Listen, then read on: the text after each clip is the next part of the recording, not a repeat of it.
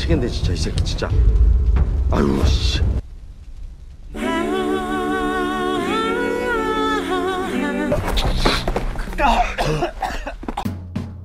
Assalamualaikum, halo semuanya, selamat datang di channel Ewok Story.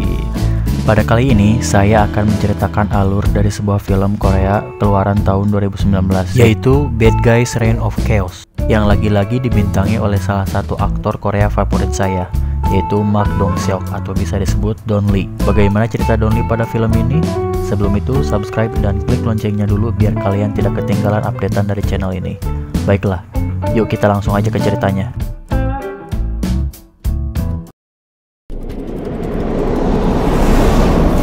Film ini dibuka dengan orang yang dipukul menggunakan keling di tangannya. Orang yang dipukuli itu bernama Myung Seok, seorang bos dari geng timur. Terus anak buahnya Myung Seok malah menyerah dan minta ampun sambil bilang akan setia. Selanjutnya scene akan berpindah ke sebuah lapas, dan di sana ada seseorang yang sedang menjahit sesuatu bernama Park Wong Cheol. Wong Cheol adalah seorang penjahat profesional dan juga dulunya adalah bos geng timur. Ketika Wong Cheol asik menjahit, tiba-tiba dia dikejutkan oleh suara keributan dari lorong lapas. Karena kesal telah terganggu, akhirnya Wong Cheol menghampiri keributan tersebut dan bertanya kepada para sipir.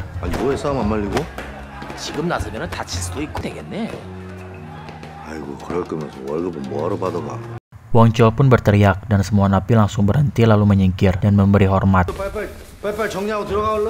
Ternyata keributan tersebut dipicu oleh napi baru yang cengos menantang napi-napi yang lain.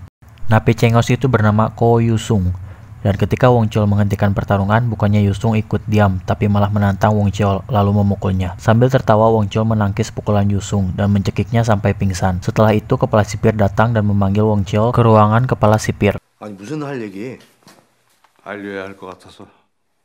Ketika di ruangan kepala sipir, ternyata Wong Cheol bukan dihukum, melainkan kepala sipir ingin memberi kabar kepadanya bahwa teman gangsternya yang bernama Myung Seok meninggal, dan kepala sipir akan memberinya cuti dari hukuman penjara selama 2 hari untuk berkabung.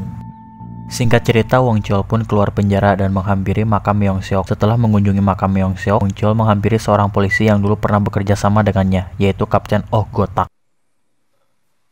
Di sana Wong Cheol bertanya kepada Kapten Gotak mengenai kejadian yang menimpa Myung Seok. Namun Kapten Gotak menjawab bahwa dia tidak tahu apa-apa karena memang Kapten Gotak sedang menderita kanker sehingga dia sudah tidak lagi menangani kasus. Namun Kapten Gotak menyarankan kepada Wong Cheol untuk menemui Yu Myung-hee karena Myung-hee sedang menangani kasus gangster di pusat kota yang kemungkinan ada sangkut pautnya dengan kematian Myung Seok. Mengikuti saran dari Kapten Gotak, Wong Cheol mendatangi kantor polisi dan menelpon Myung-hee. Ketika diangkat, ternyata Myung-hee sedang mengawal para napi yang akan dipindahkan. Wong Cheol pun berkata kepada Myung-hee akan menunggunya di depan kantor. Nah, dari sini scene akan menceritakan Myung-hee. Perjalanan ini tiba-tiba mereka diserang oleh sekelompok penjahat yang menaiki truk warna hitam. Truk itu menabrak semua mobil yang menyebabkan mobil patroli dan bis yang isinya napi terguling. Dengan kepala yang masih liar karena tidak gor di dalam mobil, Myung-hee menghentikan beberapa napi yang mencoba kabur. Sedangkan di dalam bis, Yusung yang kebingungan dengan apa yang terjadi mencoba menghalangi penjahat yang ternyata tujuannya adalah ingin menculik Noh Sang-sik yang ada di dalam bis. Namun Sang-sik berhasil meloloskan diri dan penjahat pun keluar bis untuk mencarinya. Di luar bis, penjahat tersebut dihadang oleh Myung-hee, tapi sayangnya pistol Myung-hee hilang dan dia pun tertusuk pisau. Yusung yang pada saat itu inisiatif menelpon, mengetahui Myung-hee ditusuk langsung bergegas menghampiri dan menendang penjahat. Tapi malangnya, Yusung malah ditabrak dan scene pun berpindah ke rumah sakit yang dimana Myung-hee dalam kondisi koma dan Yusung yang sudah menggunakan arm sling. Di rumah sakit tersebut pun ada Wong Cheol dan Kapten Gotak. Wong Cheol mengatakan kepada Kapten Gotak dan akan mengurus kejadian ini, lalu dia pun pergi.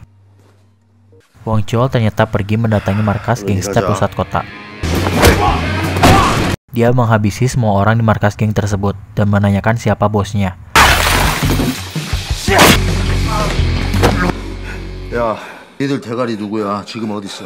노상식이라고 지금 여기 아니. Tapi sayangnya Wong Cheol tidak mendapatkan hasil. Yang dia dapatkan hanya informasi mengenai bosnya yaitu Noh Sang-sik yang dipenjara dan bergabungnya geng pusat dan geng timur. Di saat itu juga tiba-tiba Kapten Gotak datang dan mengatakan masalah ini tidak akan bisa ditanganinya sendiri. Inti dari perkataan Kapten Gotak yaitu dia akan turun tangan menangani kasus yang diselidiki Myung-hee mengenai gangster pusat kota dan juga kematian ketua gangster timur Myung-seok. Selanjutnya Kapten Gotak mendatangi kantor kepolisian karena ada panggilan dari Kapolres untuk menangani kasus. Di sana dia bertemu dengan Cho Dong-cheol yang sebelumnya sudah ditugaskan menangani kasus pembajakan bis. Saya ceritakan dulu kisah mengenai Kapten Gotak ini. Kapten Gotak pernah menangani kasus hilangnya para pedagang di Seoul yang sudah lebih dari 1 tahun tidak tuntas. Tapi Kapten Gotak menuntaskannya hanya dalam waktu 3 minggu. Pada saat itu Kapten Gotak membuat tim yang isinya ada tahanan. Timnya itu adalah Kapten Gotak, Wong Cheol, Myung-hee, dan Jong Tae-so. Semua itu berhubungan dengan alasan kenapa Wong Cheol selain disegani oleh para penjahat, juga disegani oleh sipir dan aparat kepolisian. Lanjut, Kapolres menjelaskan kepada Kapten Gotak bahwa penyerangan bis Napi ada sangkut pautnya dengan bos No Sang-sik. Singkat cerita, Kapten Gotak setuju untuk menangani kasus penyerangan bis Napi. Setelah itu, Kapten Gotak mengajak Yong-su bergabung menangani kasus tersebut, dan dengan sedikit pembincangan panas, Yong-su menerima ajakan tersebut.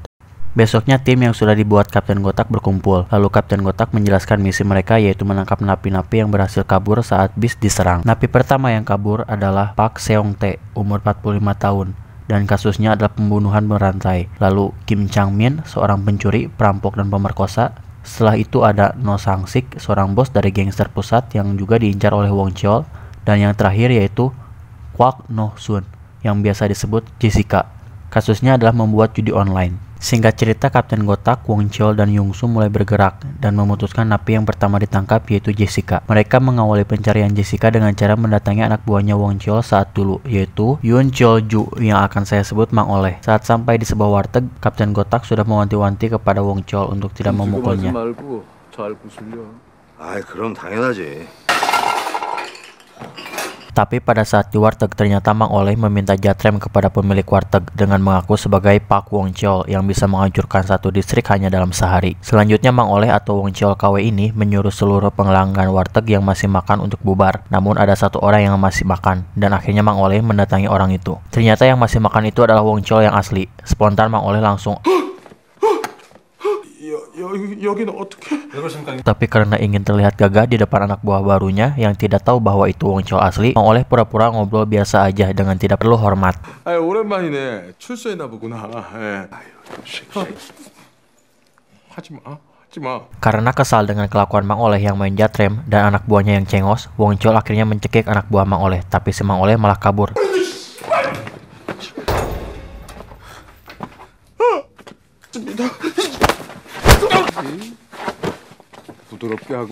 Wong Cheol pun berhasil menangkap Mang Oleh, tapi karena Mang Oleh terkena pukulan Wong Cheol dan langsung pingsan, Kapten Gotak dan Yusung yang melihat Mang Oleh pingsan pun hanya bisa gideg. Selanjutnya scene akan berpindah ke sebuah mall di mana Mang Oleh menunjukkan tempat Jessica mangkal dan Jessica pun tertangkap.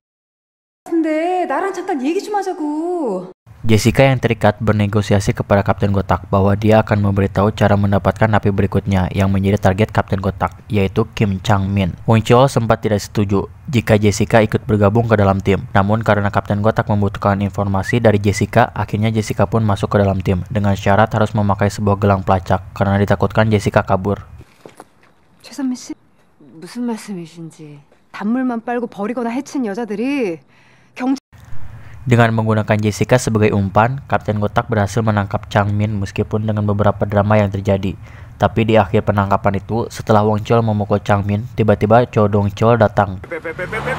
Cho Dong-cheol malah merebut si Chang-min. Cho Dong-cheol sebelumnya memang ditugaskan untuk membereskan kasus pembajakan bis itu dan dijanjikan naik pangkat jika semua napi yang kabur ditangkap. Namun ternyata Cho Dong-cheol menjilat ke sang Kapten Gotak dengan memanfaatkan mengambil Chang-min yang ketika itu sudah tertangkap kelompok Kapten Gotak. Pada kejadian itu juga kanker hati Kapten Gotak kumat sehingga harus dilarikan ke rumah sakit. Besoknya ketika di rumah sakit, Yusung sempat marah kepada Kapten Gotak tentang kejadian semalam mengenai Chang-min yang malah diambil Dong-cheol. Kapten Gotak berbicara kepada Yusung yang intinya Wong Cheol pasti bergerak lagi melanjutkan kasus ini sendiri. Dan ternyata benar, Wong Cheol pada malam harinya membuntuti anak buahnya dulu yang sekarang menjadi bos geng timur yang bernama Chon-hu. Di saat itu juga Wong Cheol berpura-pura menjadi supir dan menculik Chon-hu yang dalam keadaan mabuk. Wong Cheol membawa Chon-hu ke sebuah dermaga dan menjewer telinga Chon-hu. Chon-hu langsung bangun dari tidurnya sambil ketakutan karena dia sudah mengetahui alasan Wong Cheol mendatanginya pasti karena kematian Wong Seok. Tapi ternyata prediksi Chon-hu salah. Wong Cheol justru ingin mengetahui tentang bos geng pusat yang sebenarnya. 저도 딱 한 번 가봤는데 차 창문이 완전히 Chon-Hu yang asalnya takut serta nyopan jadi cengos ketika anak buahnya datang. Tapi sayangnya, anak buahnya Chon-Hu bisa dihabisi dengan mudah oleh Wong Cheol.